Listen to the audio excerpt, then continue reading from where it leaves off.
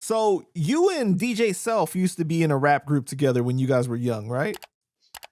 It was true. We was sad. No, you put out no records and that. That's funny. DJ, and you really be doing your research, bro. This Self, shout out to my brother DJ Self, man. Power 105, love hip hop, all that good shit. Me and Self, we grew up together. We went to school together. So when I started rapping with Self, he used to rap too. But he was always a DJ. He from when I met him, he always had a little setup in the crib. Like, so we 14, 15, he was already DJ Self then. Like, he was Self already. Like, he's been Self forever, you know what I'm saying? And we used to go to school together. And I used to what we used to do was, because we went to school in Bay Ridge, right? If y'all know the terrain of Brooklyn, that's like Bay Ridge is like a white kind of part of Brooklyn. Like a lot of Thai, a lot of Irish, whatever kind of traditionally like black neighborhood. A lot of Latinos is next to Sunset Park, it's in Bay Ridge. I mean, so we went to school in Bay Ridge, but I lived in Bed-Stuy, you know what I'm saying? And Self lived in Fort Greene. So we lived like 10 minutes away from each other. So we had like a 45-minute hour trip to go to school every day. We would have to ride the train mad far in the Bay Ridge to go to school. So what we would do was we'd be at school, you know what I'm saying?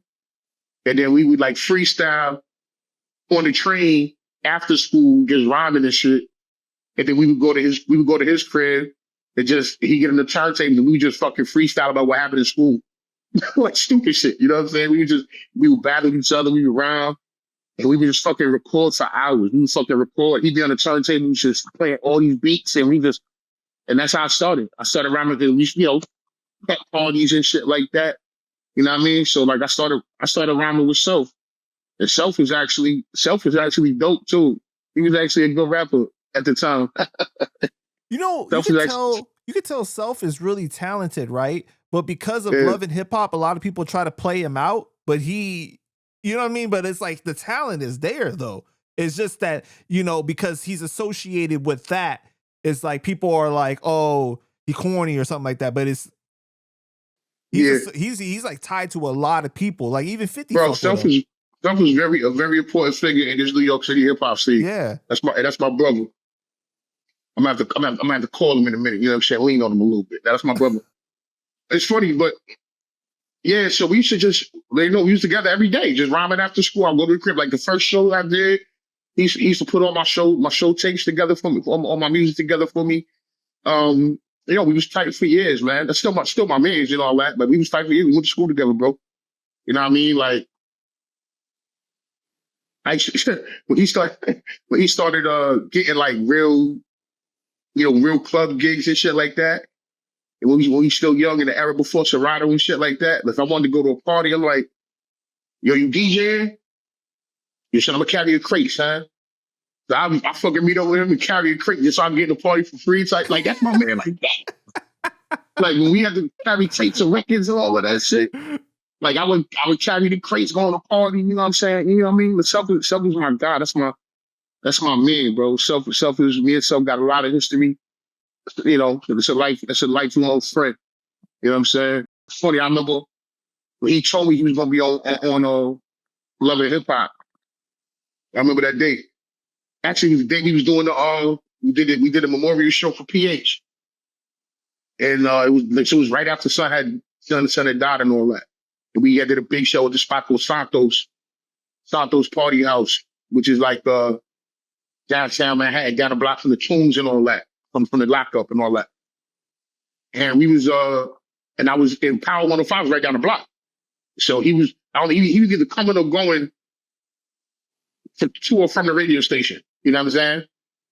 So I'm outside talking to him. We just bumped into each other. He was like, yo, hey, I was gonna call you the other night. I'm like, yo, we just having a conversation. He was just like, yo, I don't want you to look at me. I don't want you to hate me, son. And he was like, I'm about to do some shit. You probably ain't gonna fuck with me. I'm like, what you talking about, bro? You my man. What you talking about? He was like, yo, I think I'm about to do this Love and Hip Hop shit.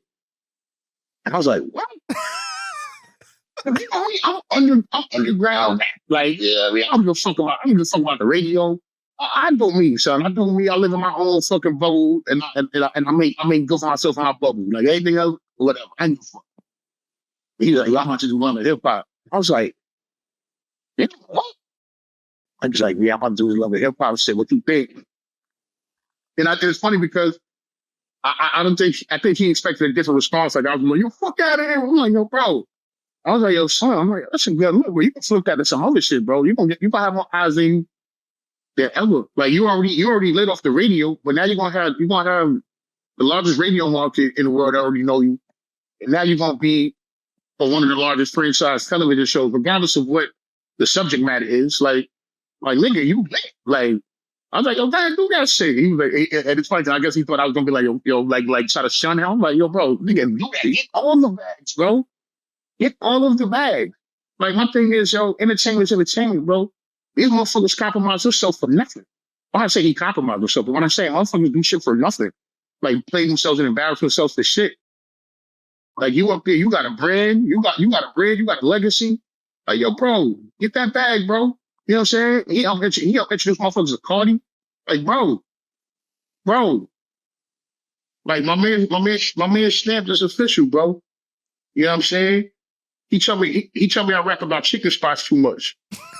He's like, yo, you always rap about whiskey and chicken spots, nigga. I'm like, that's what I do, nigga. I don't give a fuck about going to the club, nigga. You know what I'm saying? I'm at the chicken spot drinking whiskey, man. What the fuck? But yeah, South, man, that's my brother, man. Love that guy, man. Yeah. You know what I mean? Fuck the bartenders, about the chicken cashiers. That's where we I go where I'm welcome. That's why I go to dive bars. I'm a dive bar general. You know what I'm saying? I don't even give a fuck about the food. I'm going to listen. I go to the dive bar and give me a dirty glass.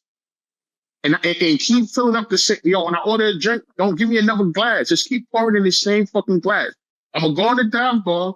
I'll probably give a motherfucker a $50 bill, which really don't mean nothing in New York now, but but it's a dive bar, so drink's a little bit cheaper. I mean, go to the dive bar, throw a motherfucker a little 50. Yo, just pull up when I point, nigga. You know what I'm saying? Like that's how I give it up. You know what I'm saying? But whatever.